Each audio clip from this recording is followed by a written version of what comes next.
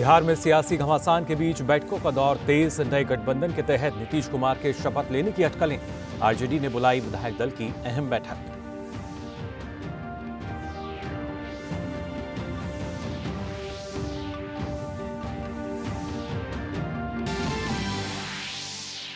Supreme court ने आरक्षित श्रेणी प्रमाण पत्र मामले में कलकत्ता हाई कोर्ट में चल रही सभी कार्रवाई पर लगाई रोक। जस्टिस गंगोपाध्याय के सीबीआई जांच के आदेश समेत जस्टिस सोमेन सेन की बेंच में चल रही सुनवाई पर रोक। बंगाल सरकार और याचिकाकर्ता को भी नोटिस।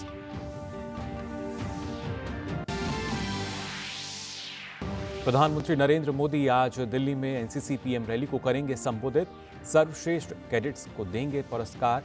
वाइब्रेंट गांव के सरपंच और स्वयं सहायता समूह से जुड़ी महिलाएं भी रैली में होंगी शामिल।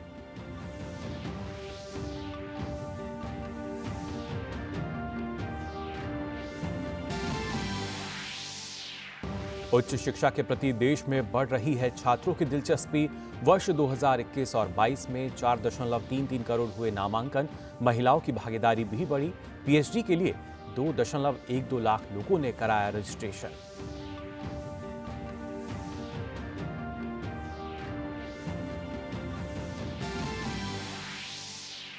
उत्तराखंड सरकार ने बढ़ाया यूसीसी कमेटी का कार्यकाल। मुख्यमंत्री धामी ने कहा, ड्राफ्ट मिलते ही समान नागरिकता संहिता को लागू करने की दिशा में होगा काम।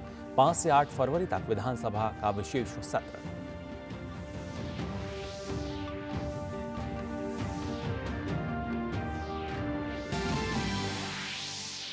और ऑस्ट्रेलिया ओपन के पुरुष युगल का खिताब जीतने के इरादे से उतरेगी भारत के रोहन बोपन्ना और ऑस्ट्रेलिया के मैथ्यू एबडेन की जोड़ी। फाइनल में इटली के साइमन बोलेली और आंद्रिया बाबासाइडी से होगा सामना।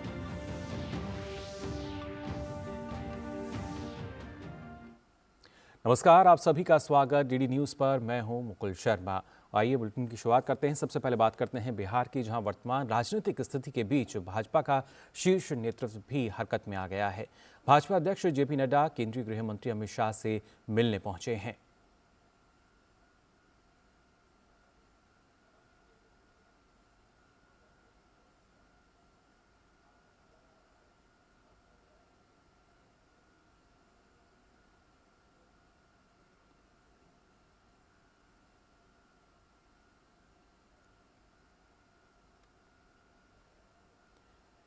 बिहार में जिस तरीके से राजनीतिक सरगर्मियां काफ़ी तेज़ी से बढ़ रही हैं और उसके बाद अब बीजेपी भी हरकत में नज़र आ रही है।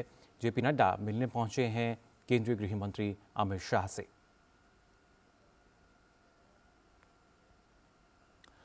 बिहार में राजनीतिक गहमागहमी के बीच लोक जनशक्ति पार्टी रामविलास के प्रमुख चिराग पासवान ने गृह मंत्री अमित शाह और भाजपा अध्यक्ष जेपी नड्डा से मुलाकात की। बिहार में बड़े फेरबदल के दौरान भाजपा अपने सभी सहयोग दलों से लगातार बातचीत कर रही है। इस मुलाकात के दौरान बिहार में चल रहे राजनीतिक हालात को लेकर चर्चा की गई।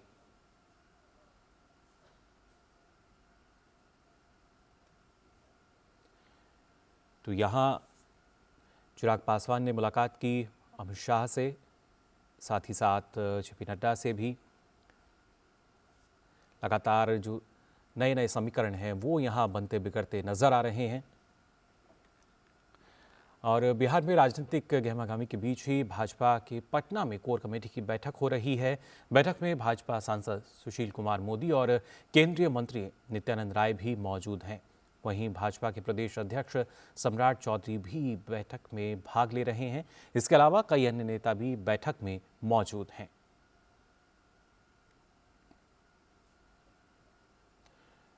तो लगातार बैठकों का जो दौर है वो यहाँ चलता हुआ नजर आ रहा है। भाजपा की कोर कमेटी की बैठक फिलहाल चल रही है, जिसमें न सिर्फ सांसद बल्कि जो सम्राट चौधरी हैं बिहार के बीजेपी अध्यक्ष, वो भी इस बैठक में पहुंचे हैं।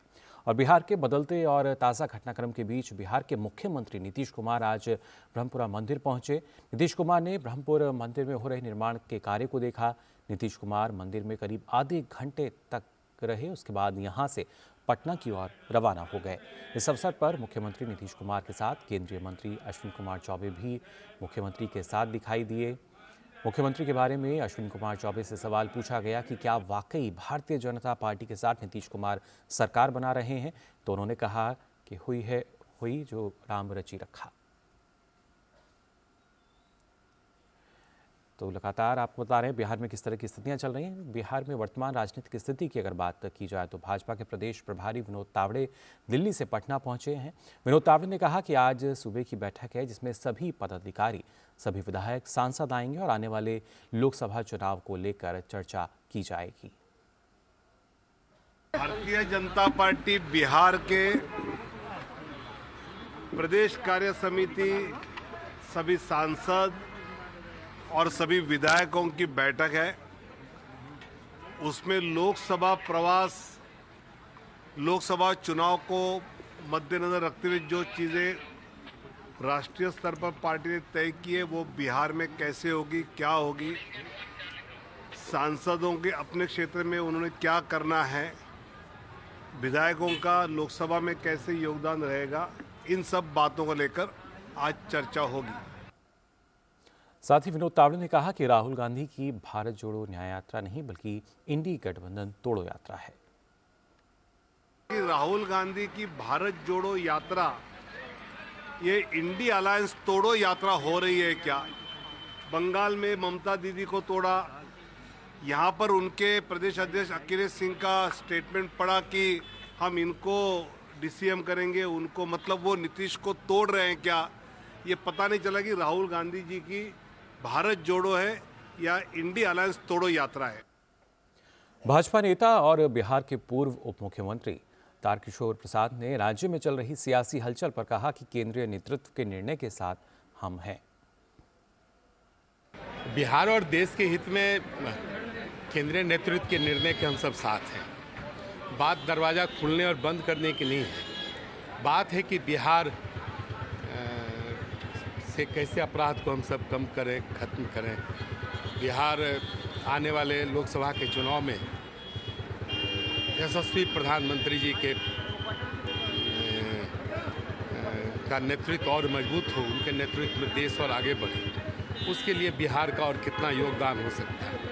कई ऐसे सारे पहलू हैं जिस पर केंद्रीय नेतृत्व उसको देख रहे हैं।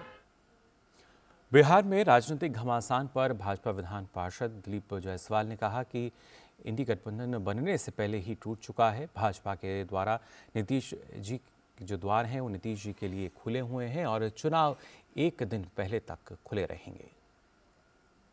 नीतीश जी के अंदर जो बिहार के बहुत दिनों से सर्वमान्य नेता रहे हैं और उनको जो है सरकार चलाने का भी बहुत ही ज़्यादा अपना एक एक्सपीरियंस है, तो अगर नीतीश जी के दिल के अंदर ये भावना जगती है कि महागठबंधन नहीं एनडीए और प्रधानमंत्री नरेंद्र मोदी जी के नेतृत्व में 2024 जो है दिल्ली में सरकार बनना चाहिए, क्योंकि वो भी महसूस कर रहे हैं कि पूरे दुनिया में भारत का डंका बज रहा है और प्रधानमंत्री नरेंद्र मोदी जी के नेतृत्व की आवश्यकता है। तो जो लोग इस बात को स्वीकार करेंगे या एहसास करेंगे, उसके लिए भारतीय जनता पार्टी का दरवाज़ा इलेक्शन के एक दिन पहले तक भी खुला हुआ है। वहीं जदयू सांसद सुनील कुमार पिंटू ने कहा कि बिहार में नरेंद्र मोदी और नीतीश कुमार की जोड़ी से ही विकास हो सकता है। साथ ही उन्होंने कहा कि नीतीश जी के नेतृत्व में आंकड़ा एनडीए के पास है। बिहार की जनता फिर से चाहती है कि बिहार का विकास हो और बिहार में नरेंद्र मोदी जी और नीतीश जी की ही जोड़ी से फिर विकास हो सकती है। लालू जी क्या कह रहे हैं नहीं कर सकते हैं, परंतु उनका पास न आंकड़ा है और वो झूठ मूठ की एक जनता को गुमराह करने वाला बात बोल रहे हैं। आंकड़े एनडीए के पास है। पूर्व में भी सरकार बनी थी एनडीए के साथ माननीय नीतीश जी के नेतृत्व में, अभी भी आंकड़ा एनडीए के पास है। और इस पर और ज़्यादा जानकारी के लिए रुक कर लेते हैं हमारे संवाददाता कुमार आलोक पटना से हमारे साथ जुड़ चुके हैं। कुमार आलोक, किस तरीके से देखा जाए, क्योंकि हर 5 मिनट के बाद कुछ ना कुछ नई जो अटकलें हैं वो लगातार बाहर निकल कर आ रही हैं, क्या ताज़ा स्थिति फिलहाल जिसकी जानकारी आपके पास? देखिए, सबसे बड़ी बात है कि नीतीश कुमार की ओर से अभी तक कोई ऐसा वक्तव्य नहीं आया है जिससे ये कहा जाए कि ये गठबंधन पूरी तरह टूट चुका है। लेकिन जिस तरह की बातें और जिस तरीके का राजनीतिक माहौल है, उससे ये स्पष्ट है कि अब ये सरकार बहुत ज्यादा देर की मेहमान नहीं है और नई सरकार के गठन की जो संभावनाएं हैं वो प्रबल हो रही हैं। अगर आप देखें पूरे घटनाक्रम पर नजर डालें तो आज जो बैठक हो रही है उसमें आरजेडी की बैठक 1 बजे हो रही है, विधायक दल की बैठक उनकी, इसके अलावा 4 बजे महत्वपूर्ण बैठक है बीजेपी की, और बीजेपी की यह बैठक पहले से भी निर्धारित है। ऐसा लोगों का कहना है कि उसमें लोकसभा में क्या स्ट्रैटेजी होनी चाहिए और क्या अभी तक किया गया है सांसदों के द्वारा और क्या अभी करना है। तो इन सारी चीजों को लेकर लोकसभा की तैयारियों को लेकर के ये बैठक थी। लेकिन अब ये जो घटनाक्रम हुआ है तो निश्चित रूप से ये विशेष बैठक में उठा के क्या इसका निष्कर्ष निकलेगा वो मीटिंग के बाद पता चलेगा। दूसरी ओर आप अगर पूर्णिया की बात करें तो पूर्णिया में इस समय राहुल गांधी का न्याय यात्रा गुजरने वाला है, तो उसको लेकर के वहां बैठक हो रही है। तो हमें जब कांग्रेस के 10-12 जो विधायक है उनके मोबाइल स्विच ऑफ आ रहे हैं, तो ऐसा कहा जा रहा है कि वो 10-12 विधायक जो है वो बीजेपी में शिफ्ट हो सकते हैं। हमने ताराचंद सदा से बात की जो कांग्रेस के नेता है, तो उन्होंने कहा कि ऐसी कोई बात नहीं है, सारे हम लोग एकजुट है और महागठबंधन भी अटूट है इसमें कोई। लेकिन ये सच्चाई है कि 10-12 जो विधायक हैं कांग्रेस के उनके मोबाइल स्विच ऑफ आ रहे हैं और लोग संपर्क करने का प्रयास कर रहे हैं, पत्रकार भी कर रहे हैं, तो रिस्पॉन्ड उधर से नहीं आ रहा है। तो अब नीतीश कुमार वहां पर गए हैं, बक्सर गए हैं, बक्सर में जाकर उन्होंने मंदिर में पूजा अर्चना की है। पर्यटन मंत्रालय का यह कार्यक्रम था और उसमें देखने वाली बात है कि अश्विनी चौबे जो स्थानीय सांसद हैं, मंत्री हैं, केंद्रीय मंत्री, वो भी नीतीश कुमार के साथ है और वहां के आरजेडी के विधायक है वो भी उनके साथ है। अब वहां पे एक लोगों को संबोधित करने का कार्यक्रम भी है नीतीश कुमार का। तो ये देखना इंटरेस्टिंग होगा क्योंकि नीतीश कुमार जो भाषा बोलते हैं बड़े सांकेतिक होते हैं, वो डायरेक्ट नहीं बोलते हैं। जैसे कि आपने देखा होगा कर्पूरी ठाकुर की जयंती जब 24 तारीख को मनाई जा रही थी समस्तीपुर में, तो उन्होंने ये नहीं कहा कि लालू यादव खराब है, लालू यादव भ्रष्टाचारी है, लालू यादव के राज में जंगल राज था। उन्होंने सीधा कहा कि परिवारवाद पर उन्होंने तल्ख टिप्पणी की। इसका सीधा था कि वो लालू यादव पर वो तंज कस रहे हैं। इसी का परिणाम था कि उनकी जो बेटी रोहिणी आचार्य है उसने अगले दिन और जो तंज उन्होंने ट्विटर पर लगातार ट्वीट किए उन्होंने और काव्यात्मक रूप में ये लिखा कि समाजवादी बनने का ढोंग, लेकिन समाजवादी होते नहीं। तो इस पर बवाल हुआ और वहीं से बवाल होना शुरू हुआ और उसके बाद ये परिस्थिति है आप देख अभी बिहार में उस ट्वीट के बाद उत्पन्न हुआ, लेकिन उस ट्वीट को बाद में मिटा दिया गया रोहिणी आचार्य का। लेकिन ये मामला इतना तूल पकड़ लिया कि उसके बाद अभी देख रहे हैं कि पूरी की तरह टर्मोइल स्थिति है और सूत्रों की अगर हम माने तो उनका कहना है कि 4 बजे हो सकता है कि जो समर्थन पत्र है बीजेपी की ओर से या जीतन राम मांझी की ओर से उसको लेकर राज्यपाल से मिलने जाए। विधानसभा भंग करके नई सरकार के बारे में ऐसा बोला जा रहा है कि सूत्र बता रहे हैं कि कल शाम में 4 बजे शपथ ग्रहण भी कर सकते हैं नीतीश कुमार फिर दोबारा मुख्यमंत्री नए गठबंधन के साथ। यह देखने वाली बात होगी शाम में 4 बजे के बाद ये देख कि नीतीश कुमार के बारे में जो कहा जा रहा है कि राज्यपाल से मिलने जाएंगे उसमें क्या बात होती है और राजनीतिक शक्ति है उस पर जी बिल्कुल कुमार आलोक। और जिस तरीके से आपने कहा कि आप जो कुछ देर बाद अगर नीतीश कुमार इस तरह के संकेत देते हैं या नहीं, लेकिन जब वो अश्विनी कुमार चौबे के साथ थे तो अश्विनी जी ने कहा था कि होई वही जो राम रची राखा, तो कहीं ना कहीं संकेत जरूर यहाँ से भी मिल रहा है, लेकिन अभी तक स्थिति साफ नहीं है। बिल्कुल साफ नहीं है। एक अगर हम महागठबंधन के नेताओं से हम बात करते हैं तो ये सीधे कहते हैं कि ऐसा कुछ नहीं है, बिल्कुल सब कुछ सही है। लेकिन अब जो उनके सुर हैं वो बदलने लगे हैं। अगर प्रेमचंद मिश्रा कांग्रेस के जो नेता है बिहार के, एमएलसी भी हैं और पूर्व में कांग्रेस के बड़े नेता रह चुके हैं, तो उन्होंने साफ कहा कि नीतीश कुमार को स्पष्ट करना चाहिए कि वो क्या चाहते हैं। ये जो डोलरम बिहार में हो रहा है राजनीति को लेकर के, तो अब ये इनके सुर जो है महागठबंधन के जो नेताओं के वो सुर अब बदलने लगे हैं और वो नीतीश कुमार से जवाब चाहते हैं कि आखिर वो चाहते क्या है। तब नीतीश कुमार तो बहुत ही सीजन पॉलिटिशियन है। अब मैंने जैसे कि आपको कहा कि बक्सर में क्या वो बोलते हैं या पत्रकारों से बातचीत करते हुए या एक छोटी सी सभा है उनकी, तो उस सभा में वो क्या बोलते हैं वो देखने वाली बात होगी। लेकिन अभी जो स्थिति है यहाँ बिहार में तो आप पूरी तरह से आप कह सकते हैं कि स्पष्ट नहीं है। और स्पष्ट होने के लिए जदयू की तरफ से, अगर जदयू से जो जदयू के प्रवक्ता है वो नीतीश कुमार के बारे में अगर कुछ बोला जाता है तो सीधा डिफेंड कर रहे हैं कि नीतीश कुमार वो है, नीतीश कुमार बिहार के सर्वमान्य नेता हैं। लेकिन वो लोग भी डायरेक्ट जो जैसे पिछली बार मैं कवर कर रहा था महागठबंधन से नीतीश कुमार अलग हुए थे जी, आरजेडी के लोग महागठबंधन के लोग थे, लेकिन जो प्रवक्ता थे वो काफी आक्रामक थे महागठबंधन पे पहले। लेकिन वो चीज यहाँ देखने को मिल रही है क्योंकि जदयू डायरेक्ट आरजेडी के नेताओं को या महागठबंधन के नेताओं को आक्रमण नहीं कर रहे हैं। तो ये देखना होगा, इंटरेस्टिंग स्थिति है। लेकिन जैसा कि मैंने आपको बताया कि जो सूत्रों के हवाले से खबर चल रही है कि 4 बजे राज्यपाल से मिलेंगे, वो बड़ा इंपॉर्टेंट हुआ देखना। जी बिल्कुल तो यही देखना काफ़ी महत्वपूर्ण होगा। फिलहाल बहुत बहुत शुक्रिया कुमार आलोक हमारे साथ जुड़ने के लिए। और बुलेटिन में फिलहाल हम यार अपने एक छोटे से ब्रेक के लिए जल्द हाजिर होंगे। ये नया भारत है, कभी हंसता कभी हंसाता है, हिसाब का पक्का है। जियो पेपर प्राप्त हुए। इस भारत की अलग ही पहचान है। जुड़े नए भारत से, जियो भारत से। ब्रेक के बाद आप सभी का एक बार फिर स्वागत डीडी न्यूज़ पर। खबरों में आगे बढ़ते हैं। पश्चिम बंगाल फर्जी जाति प्रमाण पत्र घोटाला मामले में कलकत्ता हाईकोर्ट के जस्टिस अभिजीत गंगोपाध्याय और जस्टिस सौमेन सेन के बीच विवाद मामले में सुप्रीम कोर्ट में सुनवाई हुई। मामले का संज्ञान लेते हुए मुख्य न्यायाधीश DY चंद्रचूड़ की अध्यक्षता वाली सुप्रीम कोर्ट की 5 जजों की बेंच ने कलकत्ता हाईकोर्ट में चल रही सुनवाई पर अंतरिम रोक लगा दी है। साथ ही सर्वोच्च अदालत ने पश्चिम बंगाल सरकार और फर्जी जाति प्रमाण पत्र से नौकरी के घोटाला मामले में CBI की जांच की मांग करने वाले याचिकाकर्ता को भी नोटिस जारी किया है। सुप्रीम कोर्ट ने जस्टिस अभिजीत गंगोपाध्याय के CBI जांच के आदेश पर भी फिलहाल रोक लगा दी है।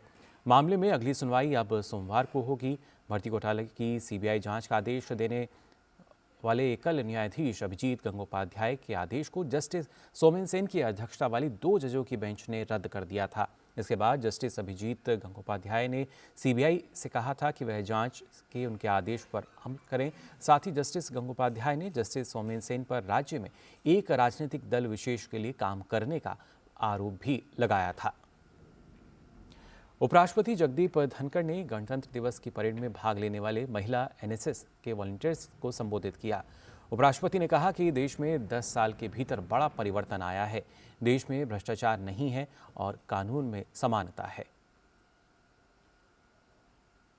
10 साल में ये बड़ा परिवर्तन आया है जो यूथ के लिए है कि भ्रष्टाचार नहीं है, कानून में समानता है। मतलब अब नेपोटिज्म, फेवरिटिज्म नहीं चलेगा। अब ये ऑटोक्रेसी थी ना करप्शन की, वो खत्म होकर डेमोक्रेसी की मेरिटोक्रेसी चल रही है। मन की बात कार्यक्रम का हिस्सा रहे 450 से ज्यादा लोगों को इस बार कर्तव्य पथ पर बुलाया गया। वहीं कई सारे पद्म अवार्ड से सम्मानित लोग भी गणतंत्र दिवस समारोह का हिस्सा बने। गणतंत्र दिवस कार्यक्रम के बाद सबको केंद्रीय मंत्री अनुराग ठाकुर के घर पर आमंत्रित किया गया था।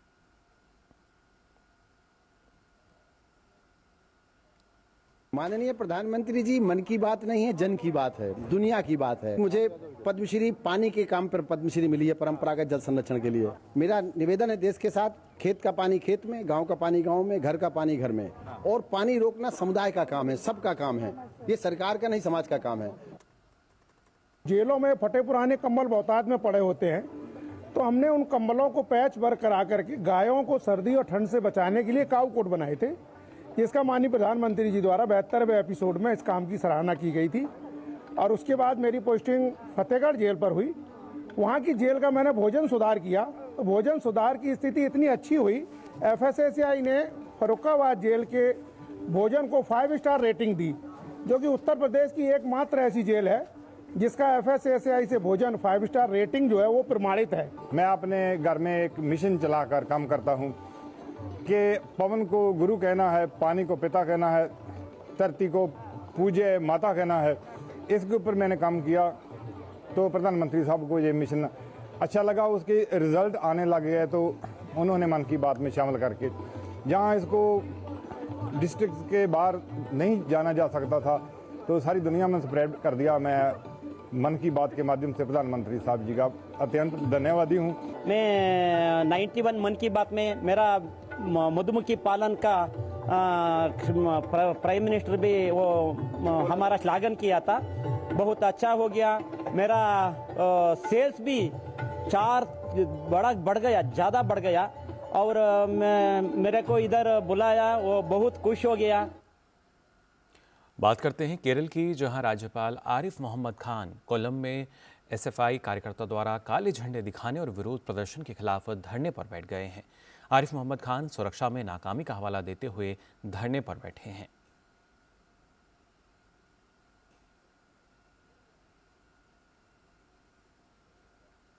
और बात करते हैं उच्च शिक्षा को लेकर। दरअसल शिक्षा मंत्रालय ने उच्च शिक्षा पर अखिल भारतीय सर्वेक्षण 2021-2022 जारी किया है। सर्वेक्षण के अनुसार उच्च शिक्षा में कुल नामांकन 2020 और 21 में 4.14 करोड़ से बढ़कर 2021 और 22 में लगभग 4.33 करोड़ हो गए। वहीं महिला नामांकन में भी बढ़ोतरी दर्ज की गई है, जो 2020 और 21 में 2.01 करोड़ से बढ़कर 2021 और 22 में 2.07 करोड़ हो गई है। इसके अलावा ऐसी महिला छात्रों का नामांकन 2014-15 में 21.02 लाख था। यह 2020 और 21 में 29.01 लाख हुआ है, जो 2021-22 में बढ़कर 31.71 लाख हो गया। 2014 और 15 से इसमें 51% की बढ़ोतरी दर्ज की गई है। एसटी छात्रों के नामांकन की अगर बात करें तो इसमें भी इजाफा हुआ है। 2014 और 15 में 16.41 लाख से बढ़कर 2021 और 22 में ये 27.1 लाख हो गया है। पीएचडी नामांकन 2014-15 में 1.17 लाख की तुलना में 2021 और 22 में बढ़कर 2.12 लाख हो गया है। मंत्रालय 2011 से AISHE का संचालन कर रहा है। इसमें AISHE के साथ पंजीकृत देश के सभी उच्च शैक्षणिक संस्थानों को शामिल करते हुए विभिन्न मापदंडों जैसे छात्र नामांकन, शिक्षक, बुनियादी ढांचागत जानकारी आदि पर विस्तृत जानकारी एकत्रित की जाती है। और फिलहाल यहाँ वक्त हो चला एक और छोटे से ब्रेक का। आप बने रहिए DD न्यूज पर। ये नया भारत है, कभी हंसता कभी हंसाता है, हिसाब का पक्का है। जियो पेपर प्राप्त हुए। इस भारत की अलग ही पहचान है। जुड़े नए भारत से, जियो भारत से। ब्रेक के बाद आप सभी का एक बार फिर स्वागत DD न्यूज पर। और आइए बात करते हैं परीक्षा पर चर्चा की।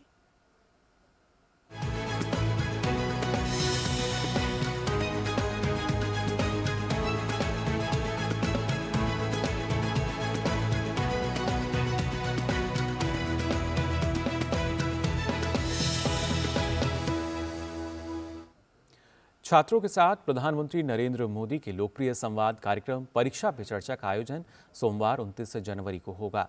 नई दिल्ली के भारत मंडपम में आयोजित होने वाले इस कार्यक्रम में प्रधानमंत्री छात्रों के अलावा शिक्षकों और अभिभावकों के साथ भी संवाद करेंगे। परीक्षा पे चर्चा कार्यक्रम के प्रति देश भर के छात्रों में जबरदस्त उत्साह देखा जा रहा है। परीक्षा पे चर्चा आओ करें मिलकर, पीएम जी कहते हैं बात करो खुलकर। ये एग्जाम वॉरियर हैं डॉक्टर राजेंद्र प्रसाद केंद्रीय विद्यालय नई दिल्ली के, जो संदेश दे रहे हैं कि कैसे परीक्षा को उत्सव की तरह मनाना चाहिए और परीक्षा का तनाव नहीं लेना चाहिए। ये बता रहे हैं कि सभी छात्र मिलकर परीक्षा पे चर्चा में शामिल हों और परीक्षा के बारे में खुलकर बातें करें। आज ही से कर ली मैंने ये बात मेंशन, मैं कर सकता हूँ नए इन्वेंशन।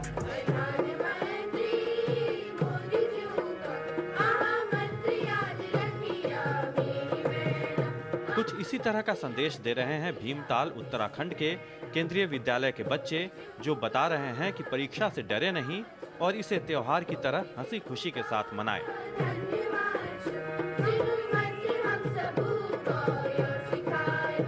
स्कूली छात्रों की ये प्रस्तुति दर्शाती है कि प्रधानमंत्री नरेंद्र मोदी के आगामी परीक्षा पे चर्चा कार्यक्रम के प्रति देश भर में कितना उत्साह है।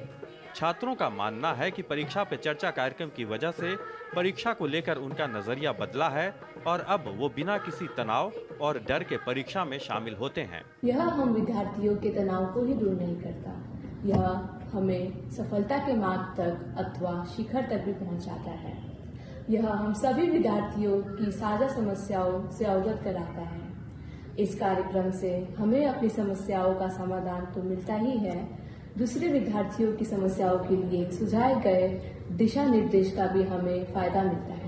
प्रधानमंत्री जी जब बात करेंगे तो उससे हमें बहुत कुछ सीखने मिलेगा और इस हमारे प्रॉब्लम्स का सॉल्यूशन निकलेगा कि किस तरीके से हम हमारा स्ट्रेस कम कर सकते हैं और हमारा टाइम मैनेजमेंट हम कैसे कर सकते हैं। इस तरीके से बहुत से सॉल्यूशंस हमें मिलेंगे। हम लोगों के फैमिली प्रेशर रहता है, पीयर प्रेशर रहता है, सारे फ्रेंड्स वगैरह का भी प्रेशर रहता है कि वो अच्छा कर रहा है, उसका स्टैंडर्ड इतना है, उसकी मार्किंग इतनी चल रही है, तो बच्चा बहुत ज़्यादा डिप्रेशन में आ जाता है, बहुत स्ट्रेस होता है उसको।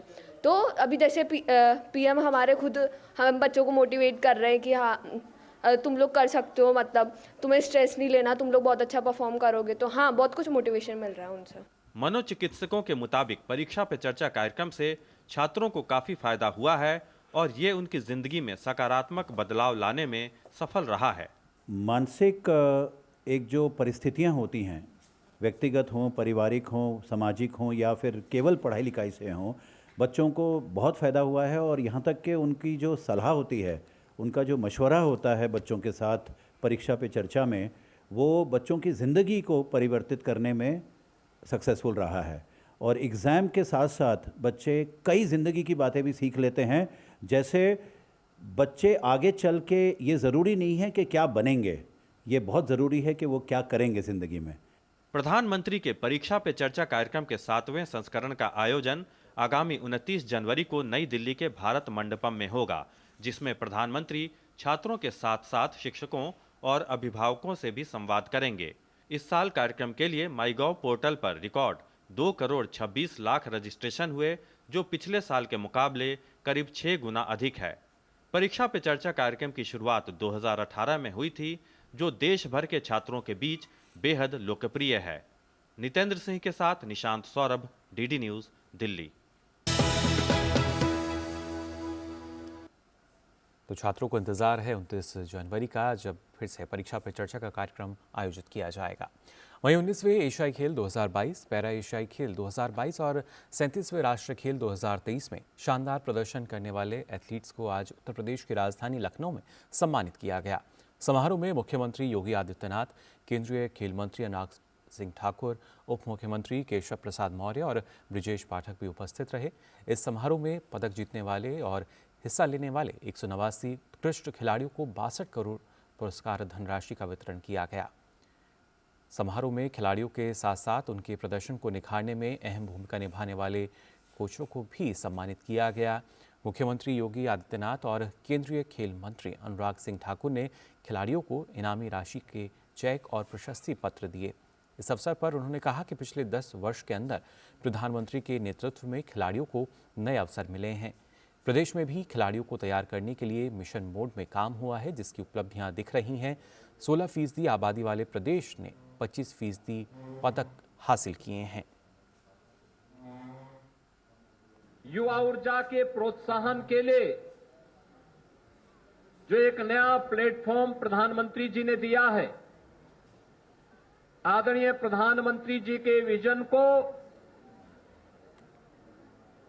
उनकी भावनाओं के अनुरूप जमीनी धरातल पर उतारने और हमारी इस युवा शक्ति को तलाशने और उनको तराशने का कार्य जिस प्रतिबद्धता के साथ उन्होंने किया है, आज उसका लाभ देश भर का युवा ले रहा है। और आदरणीय प्रधानमंत्री जी के उसी विजन को मिशन मान करके प्रदेश के अंदर जो कार्य प्रारंभ हुआ है, उसी का परिणाम है उत्तर प्रदेश के अंदर एशियन गेम्स में, पैरा एशियन गेम्स में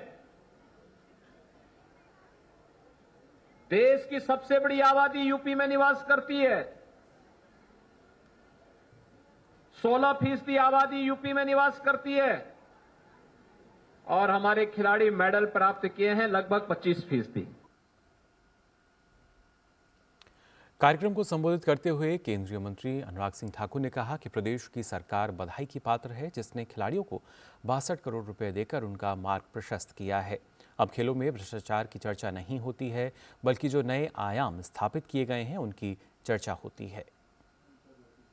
अब कॉमनवेल्थ खेल के घोटाले की चर्चा नहीं होती है, आज मेडल विजेताओं का पहले पन्ने पर नाम आता है और सरकारों के अच्छे कामकाज की बात है।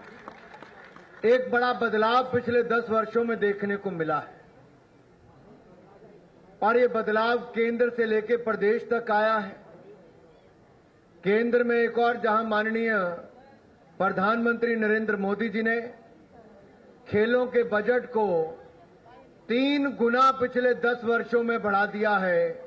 800 करोड़ होता था, अब लगभग 3000 करोड़ रुपए का बजट माननीय प्रधानमंत्री नरेंद्र मोदी जी ने रखा।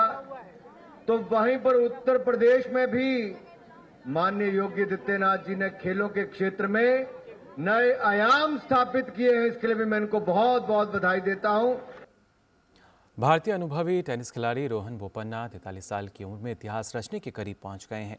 बोपन्ना और उनके ऑस्ट्रेलियाई जोड़ीदार मैथ्यू एबडेन की जोड़ी आज ऑस्ट्रेलिया ओपन के पुरुष युगल का खिताबी मुकाबला खेलने के लिए कोर्ट पर उतरेगी।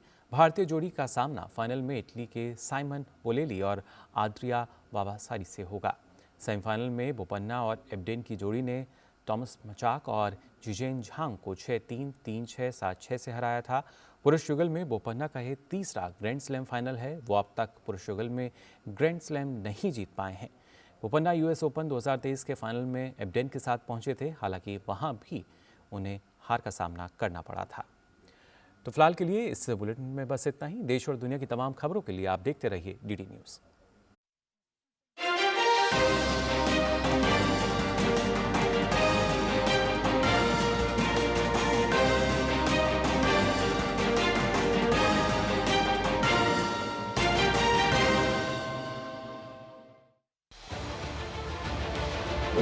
उत्तर से दक्षिण तक, पूर्व से पश्चिम तक, देश हो या दुनिया की खबर है तो पड़ताल जरूरी है।